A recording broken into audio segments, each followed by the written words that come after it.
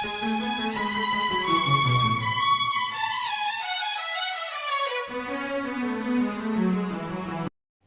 दोस्तों, मुकेश शर्मा हिंदी गुरु चैनल पर आप सभी का बहुत बहुत हार्दिक स्वागत और अभिनंदन।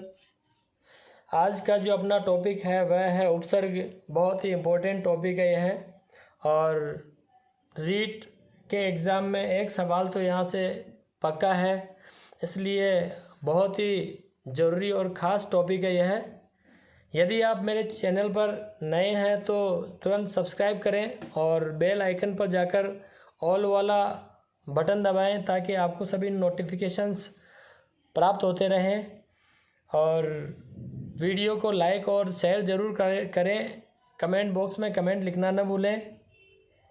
तो चलिए अब हम सीधे अपने टॉपिक की ओर ही चलते हैं। देखिए, टॉपिक है अपना उपसर्ग। उपसर्ग क्या है? उपसर्ग एक शब्दांश है। शब्दांश मतलब शब्द का अंश, अर्थात शब्द का ये अंश होता है। जैसे प्र, परा, अप, ये सभी जो हैं ये केवल शब्द के अंश हैं, न कि शब्द। शब्द वो होता है जिसका पूरा अर्थ निकलता है।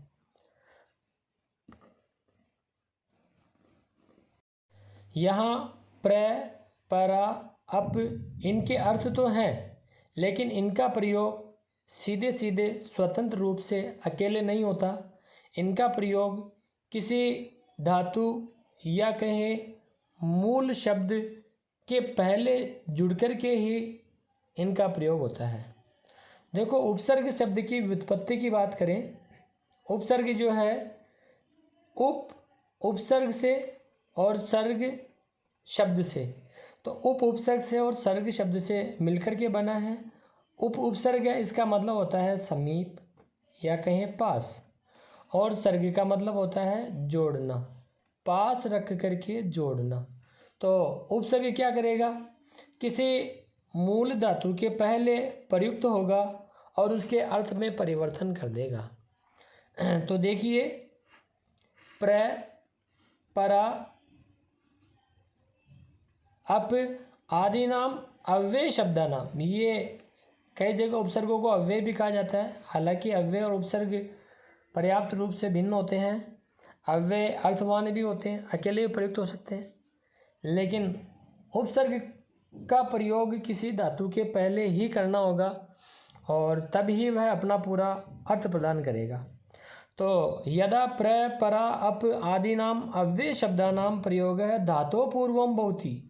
अगर प्र, परा, अप आदि जो अव्यय शब्द हैं इनका प्रयोग धातु के पहले होता है, तदा ते प्र, परा, अप आदि यह उपसर्ग संज्ञका भवन्ति। तब वे प्र, परा, अप आदि जो उपसर्ग हैं उनकी उपसर्ग संज्ञा होती है। तो ये प्र, परा आदि उपसर्ग कहलाएंगे। देखिए इसका सूत्र है उपसर्गा क्रिया योगे प्राद, यह है क्रिया योगे उपसर्ग संज्ञा का शु। तो उपसर्ग जो है क्रिया के योग में होते हैं, मतलब क्रिया से मिलते हैं, और प्र, परा आदि जो है क्रिया के योग से उपसर्ग कहलाते हैं। प्र आदि की धातुओं के योग में या कहें क्रिया के योग में, धातुओं के योग में उपसर्ग संज्ञा होती है। प्र, परा, अप आदि 22 उपसर्ग है। एग्जाम में यहाँ से सवाल पूछ लिया जाता है कि संस्कृत में कितने उपसर्ग होते हैं? संस्कृत में 22 उपसर्ग होते हैं। तो संस्कृत में प्राय है 22 उपसर्ग होते हैं। प्र, परा, अप, सम, अनु, अव, निस, निर, दुस, दुर, वी, आंग, नी, अधि, अपि, अति, सु, उत, अभि, प्रति, परि, उप। तो कुल मिलाकर के ये 22 उपसर्ग हैं और संस्कृत में 22 उपसर्ग होते हैं। यहाँ परीक्षा में सवाल भी पूछा जाता है कि संस्कृत में कुल कितने उपसर्ग हैं, इनकी संख्या कितनी मानी गई है? तो संस्कृते 22 उपसर्गाः, 22 उपसर्ग होते हैं। प्र, पर, अनु, सम, अव, अप, परि, आ, दुर, दुस, निर, निस, जान, वी, सु, नि, उत, प्रति, गिनो, अभि, अधि, अति, उपमान। तो इस प्रकार से 22 उपसर्ग संस्कृत में माने गए हैं। देखिए, उपसर्ग के संदर्भ में भट्टोजी दीक्षित ने क्या कहा है? उपसर्गेण धात्वार्थो बलाद अन्यत्र नीयते, प्रहार हार संहार विहार परिहारवत। अर्थात संस्कृत भाषा में ह्री धातु, ह्री का मतलब होता है हरण या चुराना, के अर्थ में है, और ह्री धातु में घ प्रत्यय लगने पर हार शब्द बनता है। शब्द बना हार, किंतु हार शब्द के साथ उपसर्गों के प्रयोग से अनेक अर्थ होते हैं। अर्थात जब हार शब्द के साथ उपसर्ग लगाते हैं तो उनके अलग अलग अर्थ हो जाएंगे। बताया है प्रहार हार संहार विहार परिहारवत। तो प्रहार, आहार, संहार, विहार आदि शब्दों का निर्माण हार शब्द में उपसर्ग लगने से हुआ है और इनके अर्थ परिवर्तित हो गए हैं। देखिए, प्रहार, आहार, संहार, विहार, परिहार। तो यहाँ जो हार शब्द है वह मूल शब्द है और इसके पहले जो लगे हैं शब्दांश, जैसे प्र, आ, सम, वि, परि, ये शब्दांश है और मूल शब्द के पहले लगकर अर्थ परिवर्तित कर रहे हैं। अब देखिए, प्रहार, जब हार में प्र जुड़ा तो हो गया आक्रमण, प्रहार मतलब आक्रमण, आहार मतलब भोजन, संहार का मतलब विनाश, विहार का मतलब भ्रमण और परिहार का मतलब निराकरण करना। तो कहने का मतलब ये है कि वे शब्दांश जो किसी मूल शब्द के पहले लगते हैं, और ये मूल शब्द हो गया या कहें धातु हो गई, और धातु भी हो सकती है, मूल शब्द भी हो सकते हैं, संज्ञा वगैरह भी, तो इनके पहले लगकर जो अर्थ में परिवर्तन कर देंगे वो सब उपसर्ग कहलाएंगे। तो समझ में आ गया होगा कि उपसर्ग एक प्रकार का शब्दांश है, अकेला प्रयुक्त नहीं होता है, किसी शब्द के साथ में इसका प्रयोग होता है, और जब इसका प्रयोग होता है तो अर्थ का परिवर्तन हो जाता है।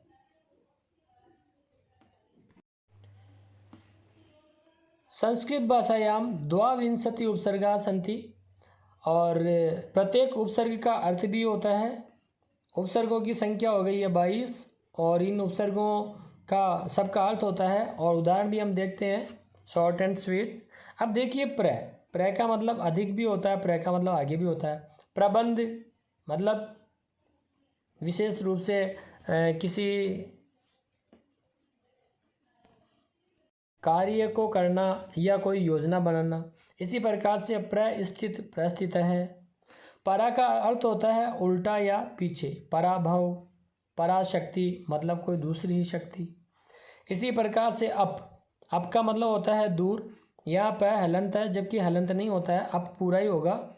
तो अप कीर्ति मतलब कोई बुरी कीर्ति, बुरे कार्य से कोई जो है नाम हुआ वो अपकीर्ति कहलाती है। अपयश भी कह सकते हैं, अपयश, अपकीर्ति। सम मतलब अच्छी तरह है। अब संधि के नियमानुसार मैं का अनुस्वार हो जाता है, तो संस्कृतम। इसी प्रकार से संबंध। अनु, और अनु का मतलब होता है पीछे, अनुरथम अर्थात रथ के पीछे, या अनुभवती अनुभव करना इत्यादि। अव का अर्थ होता है नीचे या दूर, जैसे अवनति। ऐसे निस मतलब बिना या बाहर, जैसे निस्सरती। निर का मतलब होता है बाहर या रहित, जैसे निर्गच्छति, निरादर, आदर रहित। दुस का मतलब होता है कठिन, दुष्कर है। दुर मतलब बुरा, जैसे दुराचरणम मतलब दुराचरणम। ठीक इसी प्रकार से वी का मतलब होता है बिना या अलग, जैसे विशेष है। आंग, और आंग का आ शेष रहता है तो आई लगेगा इसमें। और तक, कम, सहित आदि इनके अर्थ होते हैं। आधारित है, आदर है। नी का मतलब होता है नीचे, निक्षेप है। अधि का मतलब होता है ऊपर, अधिभार है। अपि का मतलब होता है निकट, अपीति ही या अपितु। अति मतलब बहुत, अति भौती ज़्यादा होना। सु का मतलब होता है सुंदर, जैसे सुपुत्र, सुंदर पुत्र। उद का मतलब होता है ऊपर। उत्सव है। अब ध्यान रखिए संस्कृत में उद होता है, जबकि हिंदी में इसका प्रयोग करते हैं तो हम उत करते हैं। हिंदी में उपसर्ग पूछे तो उत होता है और संस्कृत में उपसर्ग उद होता है। ये विशेष ध्यान रखने वाली बात है। अभी, और अभी का मतलब होता है और, जैसे अभिनव है। प्रति और भी होता है, उल्टा भी होता है, प्रतिभवती। परि, और परि का अर्थ होता है चारों ओर, जैसे परिक्रमणम। उप का मतलब होता है निकट या समीप, जैसे उपवनम। और अभी हमने उपसर्ग वाला पढ़ा, उपसर्ग। उपसर्ग में भी उप जो है उपसर्ग है। देखिए उपसर्गों का प्रयोग कैसे होता है। जैसे प्र उपसर्ग है और एजते जोड़ा तो प्रेजते। प्रणय है, प्रणय है। र है, र के कारण न का अण हो गया है। इसी प्रकार से प्रमंत है, प्रमत्त है। प्रतापी, प्रतापी। प्रतारणा, प्रतारणा। प्रज्ञ है, प्रज्ञ है। प्रयाणम, प्रयाणम। अब देखिए परा उपसर्ग। प्र अच और टाप प्रत्यय लगता है। टाप का आ शेष रहता है। जब प्रत्यय पढ़ेंगे तब बताऊंगा मैं आपको। तब परा शब्द का निर्माण हुआ है। तो परा आयते, पलायते। परा भवती, पराभवती। परावर्तते, परावर्तते। परा करोति, पराकरोति। पराक्रमति, पराक्रमति। तो हम देख रहे हैं परा परा परा परा परा परा परा परा। तो आपको परा जो है मूल शब्द, परा जो है उपसर्ग पहले मिलेगा धातु से पहले, इसका मतलब परा उपसर्ग चल रहा है। यदि प्र मिलता है तो प्र उपसर्ग होता है। अब देखिए अप का मतलब होता है बुरा। अपवाद है, अपवाद है। अपव्यय है, अपव्यय है। अपहरति, अपहरति। अपयश है, अपयश है। अपज्ञानम, अपज्ञानम। तो हम देख रहे हैं अपवाद, अपव्यय, अपहरति, अपयश, अपज्ञानम, अपादानम और अपस्मार, अपशब्द है। सब में अप आ रहा है। अप आ रहा है, इसका मतलब अप उपसर्ग हो गया। अब देखिए सम उपसर्ग। और सम का मतलब होता है समान। सम का अर्थ समान होता है। और हम देखते हैं कि नियम यह है कि मैं का अनुस्वार हो जाता है। अनुस्वार कब होता है? जब कै से लेकर मैं तक का कोई व्यंजन हो तो अनुस्वार भी हो सकता है, पंचम वर्ण भी हो सकता है। लेकिन अगर आगे कोई स्वर है, जैसे हम देखते हैं जैसे इसमें आ स्वर आ रहा है, इसी प्रकार से आचार में आ रहा है, इसी प्रकार से अर्पणम में ए आ रहा है। ऐसी स्थिति में क्या होगा, ये जो मैं है सीधा ए में मिल जाएगा, समर्पण हो जाएगा। इसी प्रकार से समाचार हो जाएगा, समारोह हो जाएगा। मतलब यह अनुस्वार नहीं होगा। और यदि व्यंजन वर्ण जैसे ग, ग, भा, तो हम क्या देखेंगे कि इस मैं का अनुस्वार हो जाएगा। जैसे मैं कहूँ समगमनम तो समगमनम।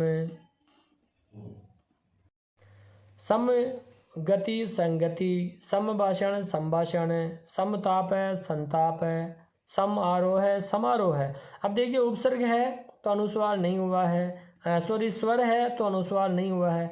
अगर स्वर नहीं होता, व्यंजन होता तो अनुस्वार हो जाता। समन्यास है, संन्यास है। समतुष्टि, संतुष्टि। समर्पण, समर्पण। अब समर्पण में भी अनुस्वार नहीं हुआ। मतलब यदि व्यंजन के बाद स्वर हो तो व्यंजन स्वर में सीधा सीधा मिल जाता है और कोई परिवर्तन नहीं होता। और यदि व्यंजन हो तो अनुस्वार हो जाता है मौनुस्वार सूत्र से। देखिए उपसर्ग है अनु। अनु का मतलब होता है पीछे। तो देखो अनुकूल, अनुज, अनुक्रोश, अनुभव, अनुकंपा, अनुरक्ति, अनुप्रास, अनुराग, अनुकंपा, अनुशीलन, अनुचर। तो सब में अनु अनु अनु अनु सीधा जुड़ गया है। तो अनुकूल है, अनुकूल है। अनुज है, अनुज है। अनुक्रोश है, अनुक्रोश है। अनुभव है, अनुभव है। अनुरक्ति, अनुरक्ति। देखिए उपसर्ग है दुर। और दुर का मतलब होता है बुरा या कठिन। तो दुर्गति, दुर्गति ही। दुर्जन है, दुर्जन है। दुर्वाद है, दुर्वाद है। अब एक बात ध्यान रखने वाली है, ध्यान में रखने वाली बात यह है कि जब संधि की बात की जाए तो ये जो र है ये विसर्ग में बदल जाएगा संधि में। दुहु गति ही, दुर्गति ही। दुहु जन है, दुर्जन है। दुहुवाद है, दुर्वाद है। तो विसर्ग संधि मानी जाएगी। लेकिन जब बात की जाए उपसर्ग की तो विसर्ग का र भी होता है और विसर्ग का स भी होता है। तो हमें ध्यान रखना पड़ेगा कि संधि की बात करें तो र और स करेंगे, और जब बात करें उपसर्गों की तो इनका वापस र या स बना देंगे। तो जब उपसर्गों की बात की जाए तो हम इन्हें पूरा पूरा ही लिखेंगे। जैसे मैं कहूँ कि दुर्गति दुर्गति ही, दुर्जन है दुर्जन है, दुर्वाद है दुर्वाद है। यहाँ र जो है ऊपर चढ़ गया है। ऊपर चढ़ जाना, र का ऊपर लगने का मतलब होता है कि उसका रेफ हो गया, वह रेफ वर्ण कहलाता है। और ऊपर चढ़ा हुआ र रेफ कहलाएगा। और यदि मतलब बात की जाए संधि की, तब इस र का विसर्ग कर दिया जाता है। और यदि आगे व्यंजन नहीं, जैसे ग जय व व्यंजन है, व्यंजन है तो दुर का र ऊपर जाके बैठ गया, दुर्जन दुर्वाद आदि में। लेकिन यदि कोई स्वर है, स्वर हो तब क्या होगा जैसे दुर है और इधर आचरणम है तो र और आ मिलके रा हो जाएगा, और ये दुरा अब जो है ऊपर नहीं चढ़ा। क्यों? क्योंकि व्यंजन के बाद में अगर स्वर आए तो वह सीधा सीधा मिल जाता है। तो दुर्वचनम दुर्वचनम, दुराचरण दुराचरण, दुर्बोध है दुर्बोध है, दुर्गम है दुर्गम है, दुर्नी और नी को नए में लिखते हैं, नयति नयत नयंती, तब क्या हो जाएगा दुर्नय। इसी प्रकार से दुर्योधन दुर्योधन, दुर्भाग्यम दुर्भाग्यम। वि उपसर्ग है, वा शब्द में वा उपसर्ग में इन प्रत्यय लगने से वी का निर्माण हुआ है। और विहसति विहस्ति, विनियति, विरचित, विचरति, विजयते, विभवति, तो सीधा सीधा वी आया है। तो वी और हस्ती विहस्ति, विनयति विनयति, विरचति विरचति, विचरति विचरति, विजयते विजयते, विकसति विकसति, या कहें विक्रय है विक्रय है, या विकार है विकार है, विग्रह है विग्रह है। तो हमने देखा वी में सीधी धातुएं लग रही है और जो है नया अर्थ निकल करके नए शब्द बन रहे हैं, नई क्रियाएं बन रही है। अब देखिए आंग उपसर्ग है। एग्जाम में आपको आ भी मिल सकता है, आंग भी मिल सकता है। दोनों मिले तो आंग करेंगे और दोनों नहीं मिले तो फिर आ उपसर्ग मानेंगे हम। अब देखिए आगच्छति आगच्छति, आवहति आवहति, आचरति आचरति, आनयति आनयति, आहरति आहरति, आवस्ति आवस्ति, आरोहति आरोहति। तो हमने देखा आ सीधा लग गया। तो उपसर्ग क्या, किसी भी धातु में, ये सब धातुएं हैं, धातुओं में सीधा सीधा जुड़ता जाता है। जो पहले लगे वो उपसर्ग है और जो पीछे लगे वो प्रत्यय कहलाता है। कि अति का मतलब होता है ज़्यादा या अधिक। तो अतिक्रमण है अतिक्रमण, ज़्यादा बढ़ जाना। अतिदानम अतिदानम, अतिशक्ति अतिशक्ति, अति उक्ति अत्युक्ति। अब देखो यहाँ ऊ आया है, स्वर है, और यदि ई के बाद में ऊ स्वर हो तो इस ई का य होता है, और यह जब ऊ में मिला तो यू हो गया, इसलिए अत्युक्ति यन संधि कहलाएगी यहाँ पर अत्युक्ति में। इसी प्रकार से अतिवृष्टि अतिवृष्टि, अति आरूढ़ अत्यारूढ़, तो ई का य हो गया है। तो इको यंची सूत्र से ई का य होता है जब आगे भिन्न स्वर हो। यहाँ ऊ और आ भिन्न स्वर हैं, ई के अतिरिक्त अलग स्वर हैं, इसीलिए यह जो है हो गया है, और अत्युक्ति अत्यारूढ़ आदि शब्दों का निर्माण हुआ है। इसी प्रकार से अति पस्ति अतिपस्ति, अतिसर्ग अतिसर्ग, अतिव्याप्ति अतिव्याप्ति। देखो सु का मतलब होता है अच्छा, उत्तम, श्रेष्ठ। अब देखिए सु सु सु सु सु चल रहा है तो सुध सुधा। इसी प्रकार से सुषिम सुषेण और सुसवी सुरा सुतिही सुतिनी सुता सुधीति। इस प्रकार से सु में जो है, सु जो है वह धातुओं और या कहें कि मूल शब्दों के पहले लगा सुतः सुतः, सुधा सुधा, और सुसिम सुशिम। यहाँ स का श हो गया। यदि ई या ऊ हो और ई और ऊ के बाद में अगर सड़क वाला स हो, दंत्य स हो, तो वह मूर्धन्य में तब्दील हो जाता है। ऐसा संधि का नियम होता है। प्रति का मतलब विशेष भी होता है, प्रति का मतलब विपरीत भी होता है। जैसे प्रतिकार मतलब बदला, प्रतिध्वनि प्रतिध्वनि, प्रतिकाश है प्रतिकाश है, प्रतिनिधि प्रतिनिधि, प्रतिक्षेप है प्रतिक्षेप है, प्रति उपदेश प्रत्युपदेश, प्रति उपकार प्रत्युपकार है। अब देखो अगर स्वर आ गया, जैसे ऊ स्वर आया, ऊ स्वर आया, ऊ आया है, तो ऊ आया है और इधर ई है, ऊ ई के बाद ऊ बिन स्वर है तो ई का यह हो जाएगा। यह छोटे ओ में मिलेगा तो छोटा ओ हो जाएगा, जैसे प्रत्युपकार, प्रत्युपकार, प्रत्युपदेश में हुआ है। लेकिन अगर बड़ा ऊ है, जैसे प्रति ऊ है तो प्रत्यु है, बड़ा ऊ हो गया है। और ई का यह हुआ है, ई का यह हो जाता है, और ऊ हो तो वह हो जाता है। ऊ वाले में वह हुआ था और ई वाले में यह हो रहा है, जैसे प्रति आसन्न, प्रत्यासन्न, प्रत्युक्ति, प्रत्युक्ति। अब देखिए परी, इसमें भी वही नियम चलेगा। ई के बाद में अगर कोई भिन्न स्वर आए तो ई का यह हो जाएगा, और समान स्वर आ जाए, ई के बाद में ई आए तो दीर्घ संधि हो जाती है और स्वर बड़ा हो जाता है। परिग्रह, परिग्रह, परिणति, परिणति, न का न हो गया क्योंकि र से मेल हो रहा है। और री, र, श यदि न के पहले हो तो न ण में परिवर्तित हो जाता है।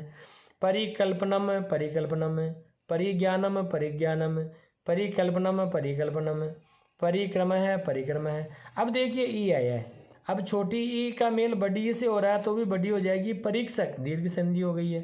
परीक्षा, परीक्षा, दीर्घ संधि हो गई है, मात्रा बड़ी चल रही है री और री में। इसी प्रकार से परीप्सा, परीप्सा, परि उपासनम, परि उपासना। अब ई के बाद में भिन्न स्वर आया, समान स्वर आया, ई के बाद ई स्वर ही था तो दीर्घ संधि हुई, लेकिन ई के बाद भिन्न स्वर आया है तो इस ई का यह हो जाएगा और परि उपासनम, परियुपासनम हो जाएगा। ऐसे परि और सद, परिषद बन गया है।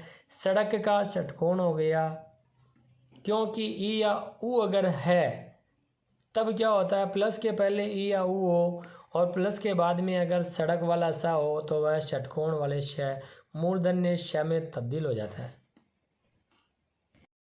उप, और उप का मतलब होता है समीप या निकट। उपकार है, उपकार है, उपविशति, उपविशति, और उपगच्छति, उपगच्छति, उपदिष्टि, उपदिष्टि, तो सब में उप उप उप उप चल रहा है। लेकिन यदि कोई स्वर आ जाए, जैसे उप अर्जित, अब इधर ए है, इधर है, ए और ए मिलके आ हो जाएगा, शब्द बनेगा उपार्जित है, शब्द बन जाएगा उपार्जित है। तो देखिए उपार्जित शब्द का निर्माण हो गया है। तो ये हुआ उप और अर्जित, उपार्जित, दीर्घ स्वर संधि हो जाएगी यहाँ पर। अब देखिए निर, नि और क्विप प्रत्यय लगाया यहाँ पर, तब जो है निर उपसर्ग का निर्माण हुआ है। और निर का मतलब होता है रहित, रहित इसका अर्थ होता है यदि र के बाद सीधा स्वर है तो स्वर में सीधे मिल जाएंगे, जैसे निरुक्तम तो निरुक्तम, निरादर है, निरादर है। और इसी प्रकार से निरीक्षणम तो निरीक्षणम। लेकिन अगर व्यंजन हो तो र सीधा ऊपर चढ़ जाएगा, चढ़ गया ऊपर रे, तो र ऊपर चढ़ जाएगा, रेफ र कहलाता है ये। तो निरादर है, निरादर है, निर्वाह है, निर्वाह है, निर्यात है, निर्यात है। और निर्जनम, निर्जनम, निर्धनम, निर्धनम, निरुक्तम, निरुक्तम। अब र ऊ में मिला तो रू हो गया है।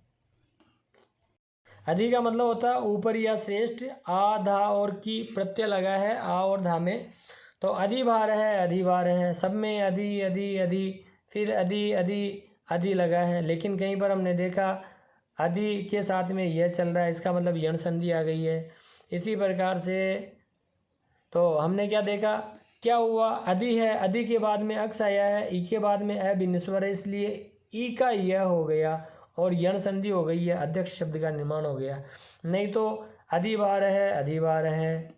और इसी प्रकार से अधिशेते, अधिशेते, अधिअक्ष है, अध्यक्ष है, अधिकार है, अधिकार है, अधिहरि, अधिहरि, अधिलोकम, अधिलोकम, अधिवार्ध है, अधिवार्ध है, अधिकृत्य, अधिकृत्य। इस प्रकार से अधिकारी, अधिग्रहणम, अधिक्षेप आदि शब्दों का निर्माण भी।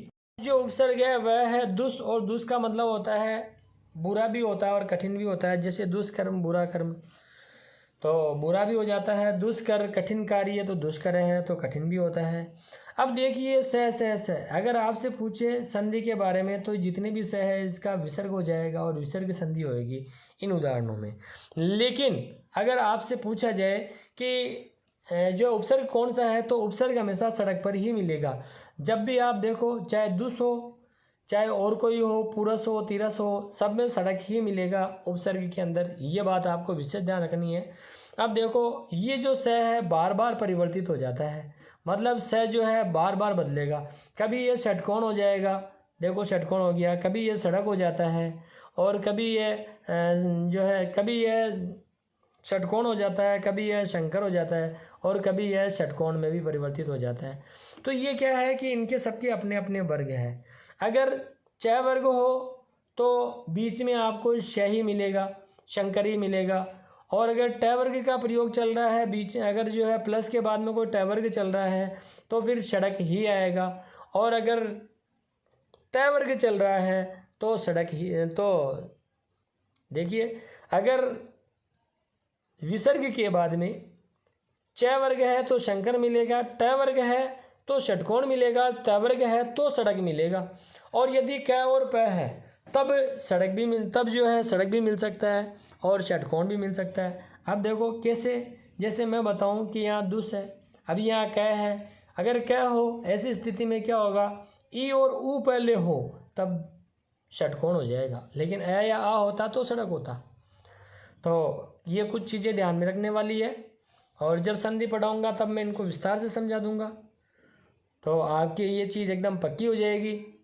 चलो एक बार समझ लेते हैं। दुष्कर्म दुष्कर्म है, यहाँ स का षटकोण हो गया, कारण क है। इसी प्रकार से दुष्करण दुष्करण षटकोण हो गया। दुष्तरम दुष्तरम, अब देखिए सड़क हो गया क्योंकि तय है, तरम में तय है तो सड़क हो गया है।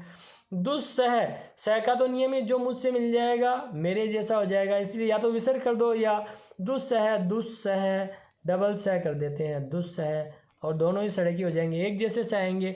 जैसे दुशासन दुशासन भी हो सकता है, और दुशासन में शंकर भी आ सकता है, विसर्ग का शंकर भी हो सकता है, दुशासन भी हो सकता है। मैं कह सकता हूँ कि दुशासन भी हो सकता है। चलो, तो दुष् प्लस कर्म दुष्कर्म है, दुष् प्लस कर्म दुष्कर्म, दुष् प्लस तरम दुष्तरम, दुष् प्लस सह दुस्सह या दुसह, दुष् प्लस कर दुष्कर है, क्योंकि क्या है इसलिए षटकोण हो गया, ई और ऊ पहले इसलिए। आ होता तो सड़क होता, मतलब है आह करना है तो सड़क पे आ जाओ, और ई ऊ करना है तो षटकोण में चले जाओ। इसी प्रकार से दुष्कुलीन दुष्कुलीन हो गया है, दुष्कृत्यम दुष्कृत्यम, दुष्चरितम दुष्चरितम। अब देखिए दुष् प्लस चरितम दुष्चरितम, तो हुआ क्या है यहाँ पर जो ये दुष्चरितम है ये गलत है भाई। यहाँ पर दुष्चरितम अगर शब्द की बात करेंगे दुष्चरितम ऐसे ही होगा, वो शब्द ही गलत लिखा हुआ है, चाहे ई और ऊ हो, लेकिन अगर च वर्ग है तो फिर क्या होगा, शंकर ही होगा, क्योंकि शिव जी चश्मा लगा के घूमते हैं, मतलब स के साथ में च वर्ग का ही आगमन होगा। दुष्पूर है, इसी प्रकार से दुष्चरितम दुष्चरितम में शंकर आएगा, और दुष्पूर है दुष्प्रकृति दुष्प्रकृति, दुष्प्रवृत्ति दुष्प्रवृत्ति, दुष्प्राप्यम दुष्प्राप्यम हो जाएगा। पै के साथ में क्यों ई और ऊ, जैसे दू है तो ऊ चल रहा है ना, अगर ऊ चले चाहे ई या चाहे ऊ कोई सा भी हो अगर सड़क से पहले, तब क्या होता है उसका या तो षटकोण होगा या फिर सड़क होगा, तो यही कारण है षटकोण या सड़क हो जाता है। इस प्रकार से दुशासन दुशासन दुसत्वम दुष्सत्वम, दुस्वप्न है दुस्वप्न है हो जाएगा, एक जैसे दोष है। अगर इधर कोई स चल रहा है तो स का तो नियम, स चल रहा है तो स का तो नियम ही है, जैसे यहाँ स चल रहा है तो स का तो नियम ये है कि जो मुझसे मिल जाएगा मेरे जैसा हो जाएगा। अगर ये श है तो इसके जैसा ऐसा आएगा, और ये स है तो इसके जैसा ऐसा आएगा, और षटकोण वाला स होता तो उससे पहले उसके जैसा ही श आता, मतलब श और श और स ऐसी स्थिति बनती है। तो वीडियो आपको निश्चित रूप से पसंद आया होगा, तो ज़रूर आप इसे लाइक करें और ज़्यादा से ज़्यादा इसे शेयर करें भाई, ताकि हमें भी इसका फ़ायदा होता रहे, हमारे भी लाइक और कमेंट बढ़े। तो आपको जो है विद्या प्राप्त हो रही है तो गुरु के लिए कम से कम इतना तो करना ही चाहिए। नमस्कार, धन्यवाद, वंदे मातरम, जय भारत, जय हिंद। लगातार मुकेश शर्मा हिंदी गुरु चैनल से जुड़े रहिए, आपको रीड का संपूर्ण सिलेबस करवाया जाएगा इस चैनल पर, और यदि सब्सक्राइब नहीं किया हो तो ज़रूर कर लेवें।